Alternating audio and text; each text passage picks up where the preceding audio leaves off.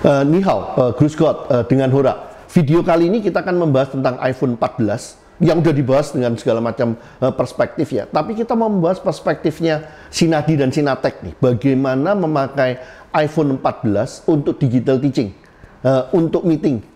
Ada tips, triks dan apa keunggulan dan mungkin limitation daripada iPhone 14. Stay tune.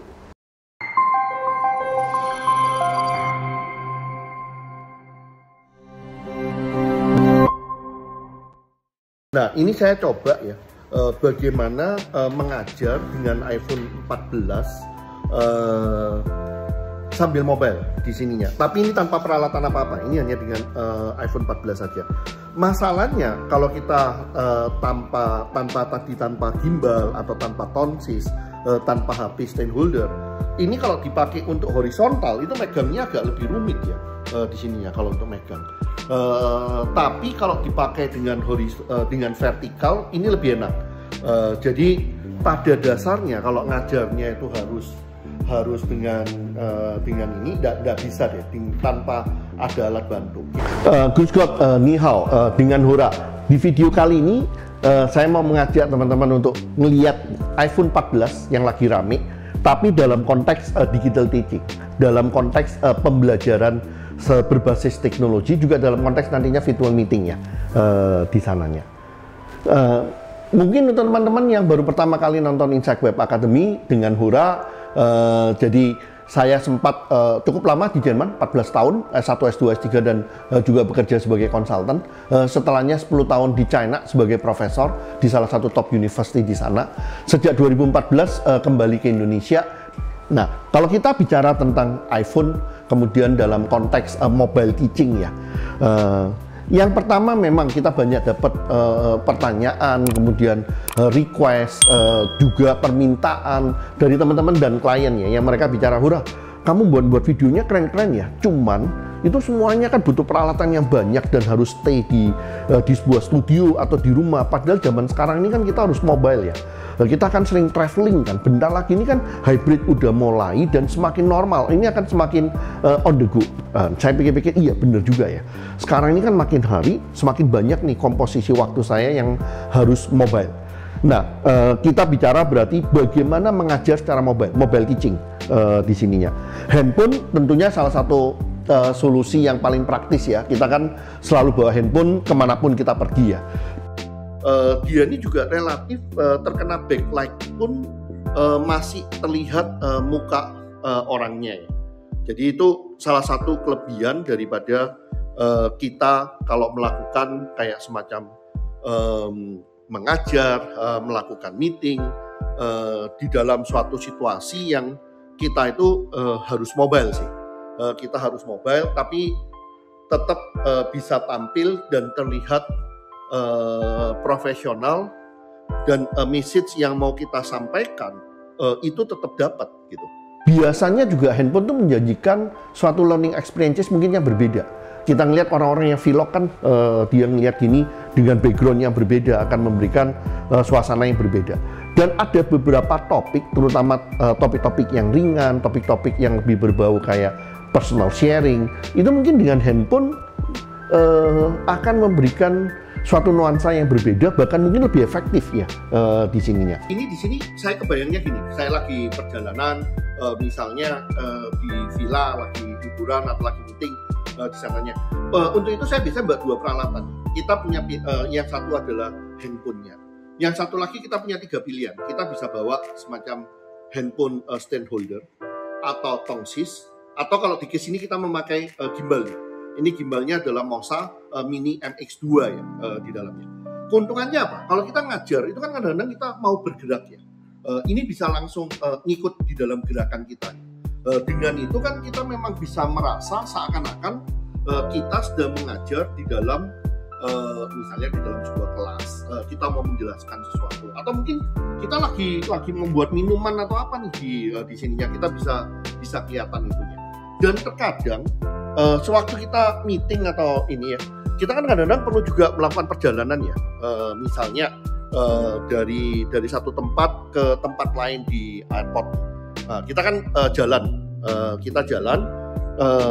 di sininya, sambil jalan masih tetap bisa ngomong sih. Apalagi sekarang kita ngelihat kualitas kamera dari handphone, apalagi yang flagship, itu udah mulai nggak kalah loh dengan kamera profesional ya.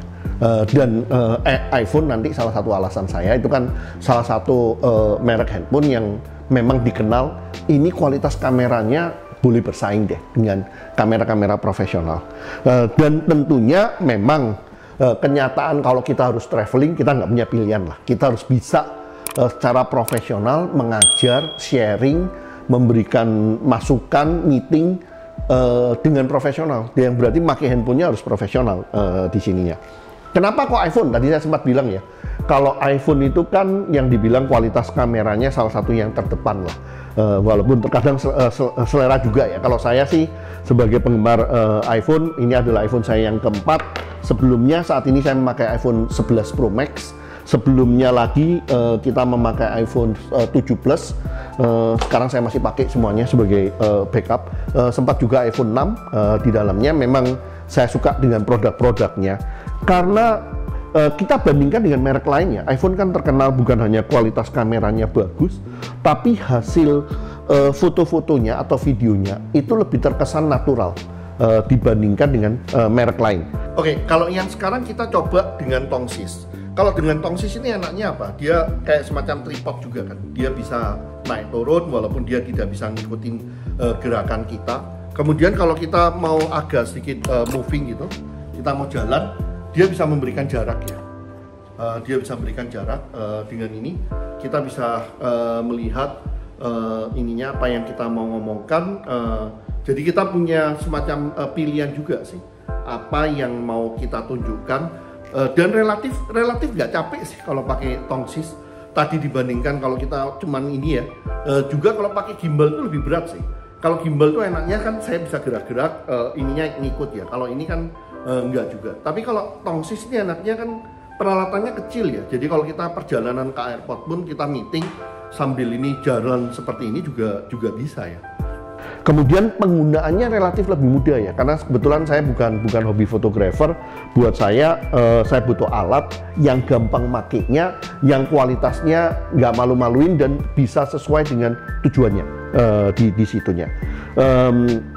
Ya, yang terakhir sih memang ada ekosistem daripada Apple ya. Company kita kan semuanya memakai MacBook. Kemudian ekosistem daripada iPhone-nya memang Apple-nya memang udah terkunci lah kita di sananya. Yang terakhir ini fungsi yang paling baru nih, belum sempat nyoba tapi kita udah lihat ya di demonya iPhone yang dibilang connectivity kamera nih. Yang mana kalau kita ngajar kemudian mau nulis, mau menunjukkan sesuatu itu bisa fungsinya bisa berjalan dengan bagus. Sedangkan iPhone 14 sendiri kalau kita ngelihat dari review, kemudian juga yang saya sudah coba selama beberapa hari setelah beli ini, kan kualitas kameranya secara umum lebih bagus, terutama dibandingkan dengan iPhone 11 Pro Max saya. Bisa dicoba nantinya. Juga dari berbagai review, terutama juga kalau kita ngelihat di front kameranya. Karena kalau kita mengajar, kemudian meeting, itu kan yang paling penting front kamera ya. Kan kita ngelihatnya gini kan, di sininya, sambil ngomong. Nah, yang ini sekarang ini saya lagi coba fungsi video yang sinematik. Di mana fungsi video sinematik ini kan agak beda ya dengan yang biasa ya di dalamnya. Coba kalau dilihat di sini, kita coba juga dengan backlight seberapa jauh ini akan kena. Dengan itu kan kita bisa ngajar, kita bisa melakukan sesuatu dengan jauh lebih bebas ya. Di sininya. Jadi nanti teman-teman bisa coba bandingkan aja. Tapi pengalaman ini sih ini pertama kali ya saya pakai Tongsis. Kayaknya lumayan enak juga ya. Sambil ngobrol, sambil jalan, sambil sekalian memperkenalkan sesuatu di sininya. Coba kalau dilihat di sininya, ya ada lock auto trackingnya. Ini digerakin ke dekat gini, agak jauh. Lebih jauh lagi, bisa lebih jauh lagi enggak? Ini Tongsis yang paling jauh sebenarnya. Ya, bisa sampai sejauh ini. Kalau sejauh ini kan udah lumayan ya. Dan kualitasnya harusnya dibandingkan dengan kamera juga nggak jelek sih kalau dilihat di sini. kan kebanyakan bukan dibalik dengan yang belakangnya di sininya. Walaupun sekarang dengan fungsi connectivity kamera itu kan benar-benar memanfaatkan kualitas daripada kamera belakang ya, yang kualitasnya itu kan keren banget di dalamnya. Itu yang coba dimanfaatkan. Ada di teknologi lagi yang dibilang photonic engine. Kalau kita meeting segala macam, kadang-kadang masalahnya itu kan low light ya. Nah ini katanya, ini ceritanya yang sudah semakin diperbaikin dan action mode. Kadang-kadang kita sambil meeting ternyata kita mesti jalan-jalan ngejar pesawat atau apa. Itu bisa berfungsi dengan baik deh.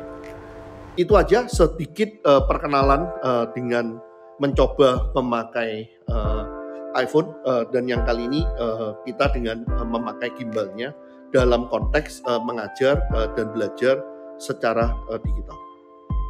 Ya, terima kasih. Kalau suka dan melihat bermanfaat, like, subscribe, dan juga bagi-bagi pada teman-teman yang lain ya. Ini adalah seri daripada Synaptech SE dengan Hura. Terima kasih.